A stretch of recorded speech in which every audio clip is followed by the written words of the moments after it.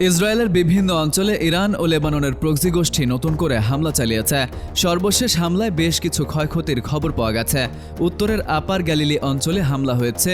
এই এলাকা লেবানন সীমান্তের কাছাকাছি হওয়ায় সেখানে ছায়া যোদ্ধাদের রকেট হামলারও সম্ভাবনা রয়েছে। এর আগে মধ্য ও দক্ষিণাঞ্চলেও হামলা হয়েছে।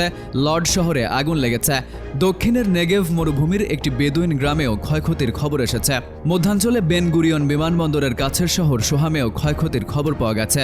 আগুন লেগে যাওয়া একটি ভবন থেকে ৩০ জন বাসিন্দাকে সরিয়ে নেওয়া হয়েছে। তেল আবিবের দক্ষিণের শহর রিশন লেজিওনে একটি স্কুল ক্ষতিগ্রস্ত হয়েছে। একটি অবিস্ফোরিত প্রজেক্টাইল রাস্তায় গেঁথে থাকতে দেখা গেছে। হোলন ও ইয়েহুদ শহরেও ক্ষয়ক্ষতির খবর পাওয়া গেছে। বেশিরভাগ ক্ষয়ক্ষতি হচ্ছে ইরানের ক্লাস্টার মিসাইল হামলার কারণে। গত এক সপ্তাহ ধরে ইরান ধারাবাহিকভাবে এই মিসাইল ছুঁড়ছে। ইসরায়েলের আকাশ প্রতিরক্ষা ব্যবস্থা এগুলো আটকাতে পারছে না, তাই বিশাল এলাকা জুড়ে ক্ষয়ক্ষতি হচ্ছে।